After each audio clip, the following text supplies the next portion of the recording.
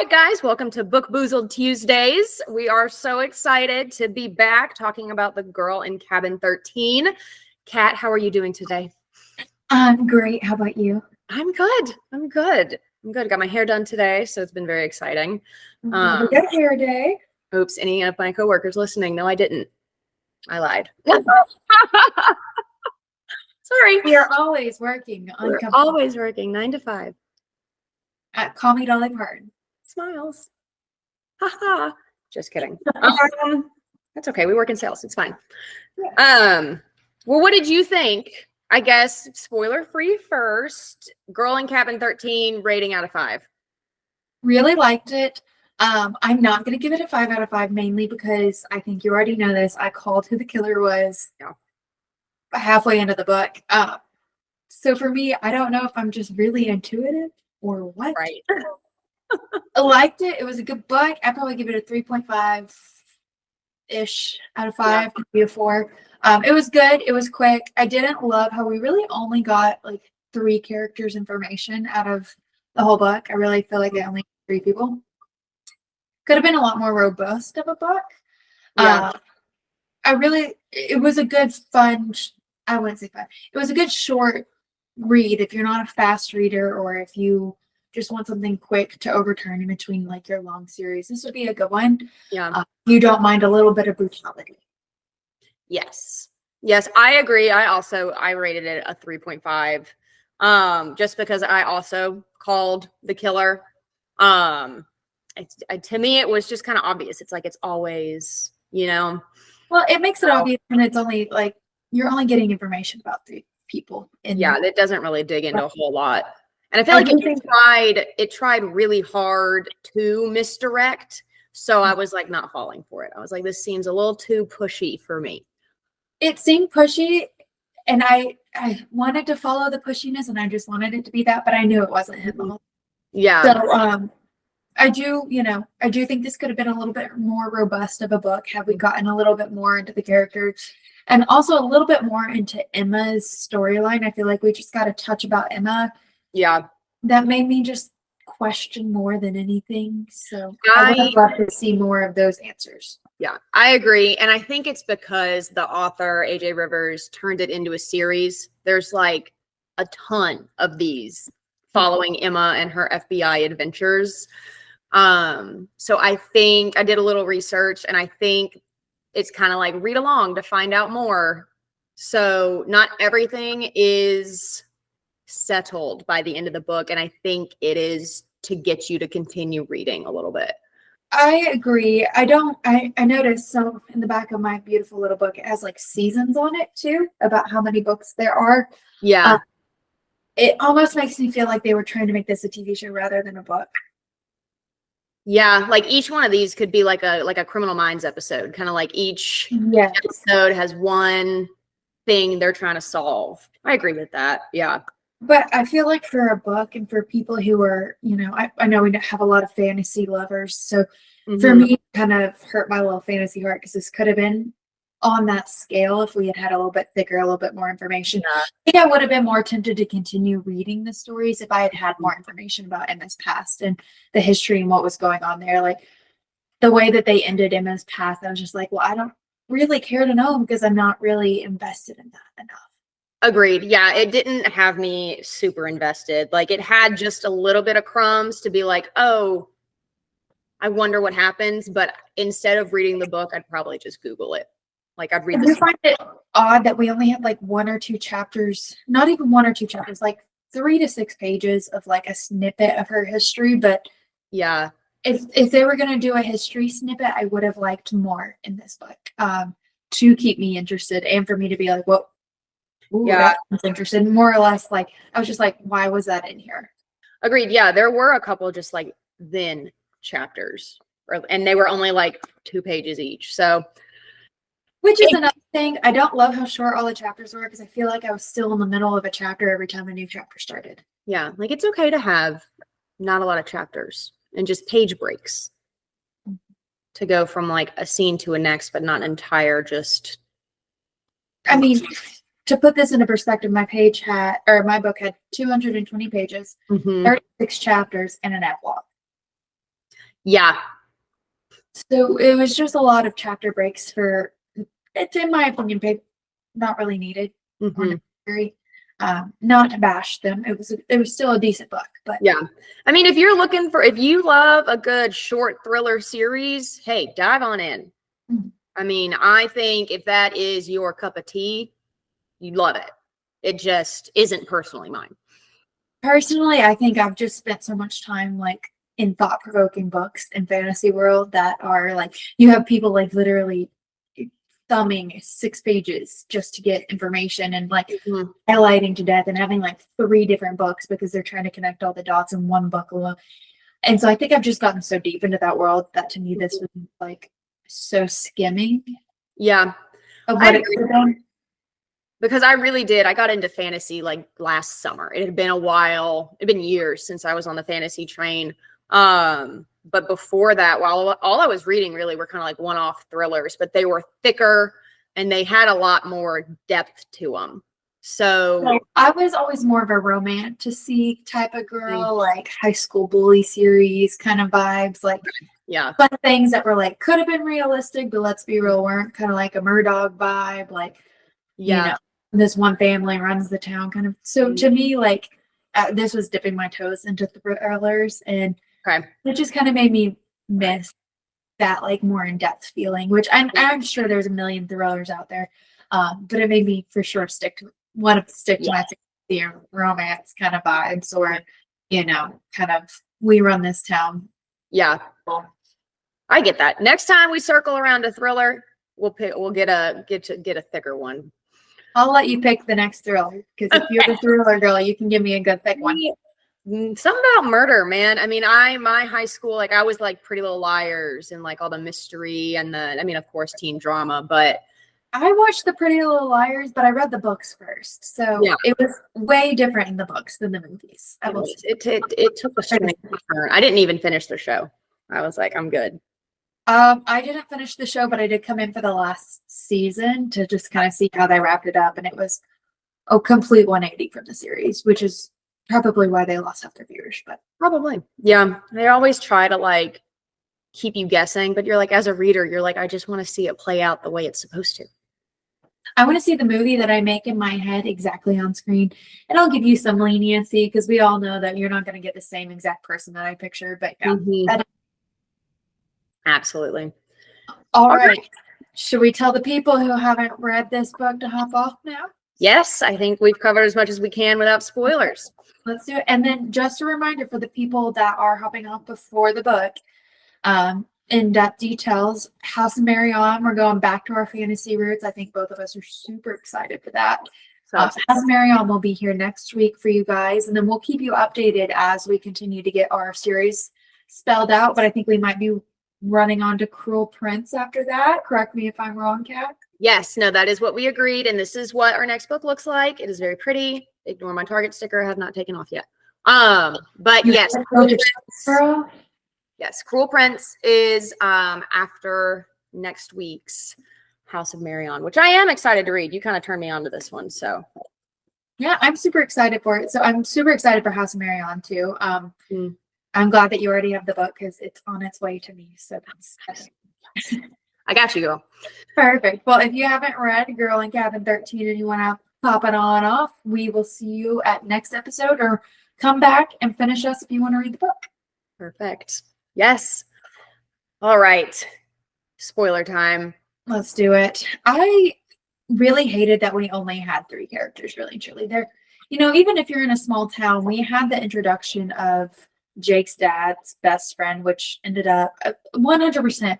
Jake's dad was Cole. Let's be real. If you're gonna have to ask for a DNA test, you know for a fact it's already them. But you really only have Chief LaRoche, Jake, and Emma. And I really do think that this could have been so much better if you had so much more character development and like you clearly have a whole town and you clearly have this huge mass murderer who's going across 5 different states killing people. This could have been, it gave me House of Wax movie vibes without being as in-depth as House of Wax movie. Yeah, they really didn't do like they were talking about like 12 missing people or something like that. And they didn't talk about any of them except for 3. one. Or one in depth, that one that she kept going back to by the train tracks. Yeah. Crystal was the main one that she went into, Yes. but But then, Christella. yes. But so I was like, we could have gone into like so much depth and cared about these people, but like I really didn't care about the dead people because they didn't give us anything about them. Well, and I understand not giving us anything about the dead people if you don't know about them or anything like that, because they weren't like people of the town either. So it's not like everybody in the town would have known them. But we know nothing about anybody else in the town. We don't even really know how the town's laid out very much. Yeah. We just know of like 4 places. We know of the bar, we know of the cabin, we know of Jake's house, we know of the police station, the cemetery, and I guess you could kind of count Cole's house. Yeah. Well, and that hotel.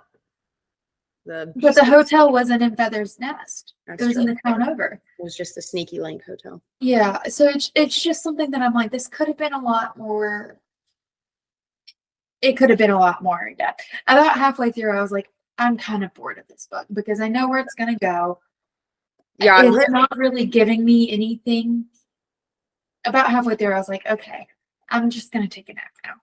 Yeah, I really stuck to the end because I was like, I mean, of course it's Jake. It's always the unassuming, like, cute love interest that she meets when she first gets to town.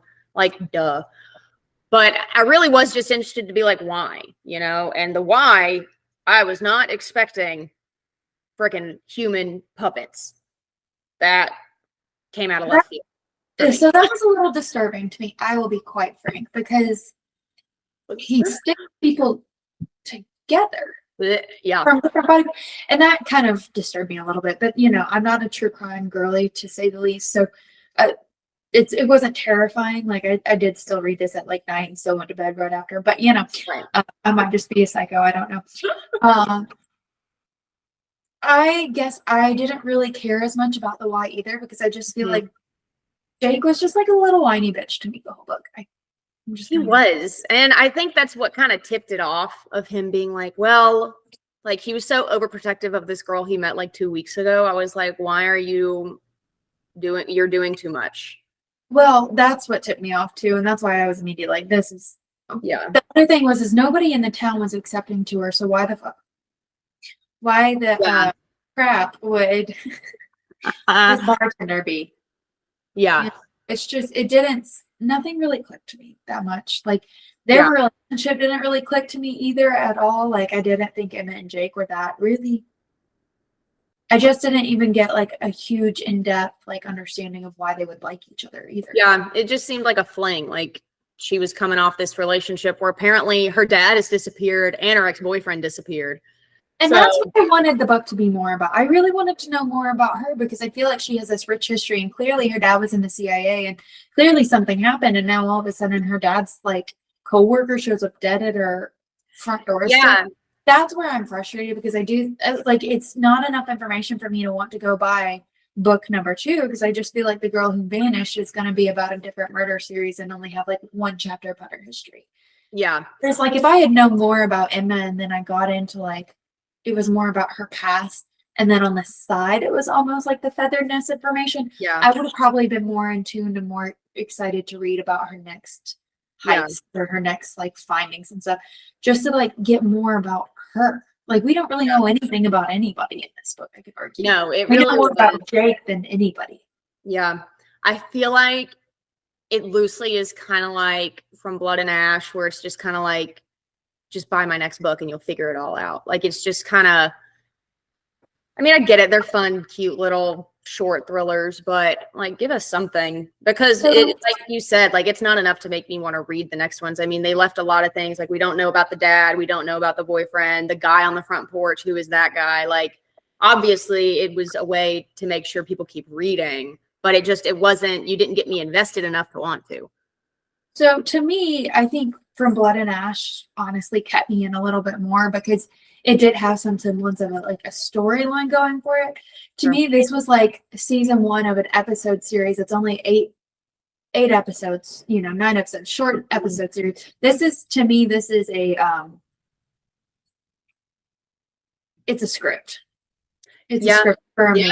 I could see that. It's definitely like a pilot episode kind of vibe. Honestly, I could even say it's like 4 episodes of something. But to me, this was not a writer. This was a This was somebody who's into movies, into TVs, taking a crack at writing. Ooh, I like that. Yeah, that makes sense. Watched a lot of like NCIS, Law and Order, Criminal Minds, and decided to write. Yeah, I get that. Just because with movies and TV shows, you don't get that in-depthness that, you think about with characters. And, I don't even think you have a single inner monologue in this whole book. You might have one at the very end. Yeah. But I mean, not that every book It's has actual, an it's like inner monologue either. Yeah. But you're going to want to be able to think like the character thinks. And you don't really get that. You get a very surface level, which is why it kind of gives me that TV show movie vibe. Yeah, no, for sure. I agree. But, I did finish it. We finished it. So I don't hate it. Let me just point that out there for everybody listening. I don't hate it. It's a great little tiptoe into thriller. Would I read it again? Probably not. Would I continue the series? Probably not. Yeah. But it was a good read, and it was a good refresher in between going back to fantasy. Mm-hmm. It was very simple in my mind. I thought this was a super simple book, which kind of makes me sad because I said on last episode I was excited to make my brain work a little bit more than the rest that I just did. But this was not a think more, do more book. It was just like there's 3 options and we know who it's not. Yeah, right. Because that really because like you said, all we got was the chief and Jake, and then we got like baby characters, like the girl the chief was having an affair with, and then that annoying lady at the front desk at the police station. I don't even consider those baby characters either, because like they were full like side in for a chapter character, because they weren't going to be people that were constantly around town, and somebody who's running the hotel isn't going to be doing the killing. But I don't consider those like in-depth characters that were there for the whole book. They were just there for little snippets. Yeah. So really and truly you have 3 main characters. Yeah. Oh, for sure. And like I get the feeling that Emma's 2 friends are going to be staples in the next books. But you don't even get much about their history of their friendships either. You just know their names, Eric and Bellamy. I'm going to go Bellamy. Or Bellamy. But you don't really even get how they're friends with each other. Well, Eric and her work together. Well, yeah, but she's not friends with all of her coworkers. Yeah. That's true. And then Bellamy, I think she said she's a consultant. So I guess also met through work, unless, we decide the author decided to let us know in the next book, but. Which yet again, I just don't know that I want to go read another small town mystery to find 2 chapters of her history. Yeah. I think that this was trying to be a badass main female character.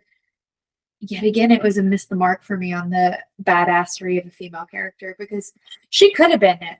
She really had the strong will and determination, unlike the other one that we didn't like. But I didn't get enough about her to give that badass. Yeah. All we got was at the beginning her like meltdown on that last case where she chased after the guy, and then she got suspended for 6 months. So that's really all we knew about her. And setting that up, I was like, they really set her up to look kind of insane. They did, but I really enjoyed the prologue for that reason. So I guess we had 36 chapters and a prologue and an epilogue in 200 pages. But I was intrigued about her then, because I was like, who is she? She's gunning for it. She is full force, full-fledged ahead, all steam going. I know. And then we get to this like little town. She's just bop, bop, bop, bop. And she does that typical thing where she fell in love with somebody there. And I'm like, come on. Like, you can tell a man wrote this. Absolutely. I will just say, you can tell a man wrote this about a female character. Absolutely. Yes. But yeah, it was fine. Like, if you need just like a good brain cleanse, it was good. And like, you do know kind of who it is from the beginning, but finding out like how he was raised and all of that was, interesting to me. I am a little more true crimey, so I like to kind of see what, like a villain origin story.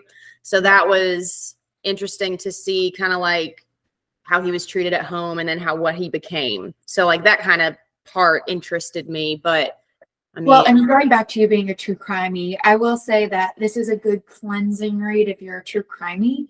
Um, if you're not a true thriller person and you find gory scenes a yeah, little gross, this is probably not going to be your book. very true. Because what Jake does with the people he kills is pretty good. Agree. Oh no, yeah, it's definitely. I agree with that. Yeah, if you're used to a thriller and you want like just a little easy one after like maybe something super dark you read, this is a good one. But if you're really into romance and you need a brain cleanse, I would not suggest diving into this one. Well, and I did some dark reads, and we're not going to get into what those are, but Well, to me, it was a dip the toe in of a thriller, and then boom, dead bodies stitched up together. yeah, you dipped a toe in, and then you were like, "No, I'm good. I felt all I need to." Yeah, I was just the different bodies that are stitched together in a basement to stage to look like a different scene of his life. That was just a little disturbing. A little much, a little much. But like, I don't mind watching like thriller movies and thriller TV shows, but I also like imagining it in my head. So love a scary movie. Yeah, I mean, it was just like you said, it missed the mark. I mean, it was kind of interesting. I mean, all the cops were made to look like assholes. All the, so very 2024. Yeah, but when was this written? I don't even remember. Does yours have? It's so like 2020 and on. Oh, it was written in 2019. LOL. Well, there it is. Yeah, but it was very that 2020 vibe of every cop is a bad guy, which kind of sucks because cops are usually they have very dynamic personalities and they have very in-depth thought processes, and usually there's going to be those asshole cops out there, but usually there's cops that have very interesting ways and thoughts of how life should be and how life should work and all of that stuff. So it could have really gotten in depth about the cops' thoughts and plans and actions. I agree. I mean, it wasn't necessary to make every single cop in that precinct an asshole. Because the chief, obviously, he was one of the main characters, and we know he's sketchy as hell. But it wasn't. I mean, I get it. He's the boss, and everybody reports to him, so they have to turn a blind eye. But it's kind of like, do you? Well, and now that I'm thinking about it, so this guy wrote this book in 2019, right? Mm-hmm. There's 20 books and one standalone. 21 books about the same person in 5 years. Dang. Yeah, this is breaking out. It's not a book, it's a TV show. It is a script. Yeah. And I mean, I'm sure he's doing just well for it. So I'm sure he's doing great in life right now. Maybe that's what I need to do. Just come up with a script in my head and make it work. Yeah, I know. Sometimes I'm like, oh, I want to write a book. And then I sit down and I'm like, I'm not creative enough for this. See, I have the opposite problem. I'm like, oh, I want to write a book. And then I'm like, I've got 4 different storylines going on in my head and I don't know how I want to wrap them up. But like, they all somehow could be the same. Could go into the other one, but this one wouldn't match that world. And I think if I tried to sit down and write a book, it would end up sounding a lot like something I've already read, but I wouldn't do it on purpose. Like it would, or like take different parts of different series I've read. I've written one book in my life, and I was in elementary school, and I hand wrote it on paper, and it was called The Ghost in the Bike Shop. Stop it. Stop it. Not the elementary book. I know. I'm sure I have one like that. That's paper hold on the side and wrapped with like ribbon or yarn. Yeah. My mom has it in a box somewhere in our house. I really tried to find it because I remember writing like chapters. Like I wrote like a full book about this ghost in a bike shop, and I can't find it anywhere in my parents' house. That's hilarious. I'm coming over to Joanna's house and I'm searching all of her tents for do a deep dive. Yeah. I know Missy probably threw ours away because she asked me if I wanted any of my schoolwork. And I was like, why would I ever want that? Please throw it all away. Right. Yeah. So it's probably gone forever, but never know. Poor little me. Maybe in another life that one would have won some child thing and I would be an author now. But here I am. Well, maybe instead of writing books, we can just keep reading books like House of Marion and Cruel Prince. We'll just keep reading and reviewing, which is I like that. I feel like we might be better at that. totally fine. Yeah. Well, I guess we can go ahead and say it was a great episode with you guys. It's a short one, a quick one, a clean one, but we will see you guys next week for House of Marion, and then to follow after that, Cruel Prince. Yes. So excited. All right. We will see you guys next week.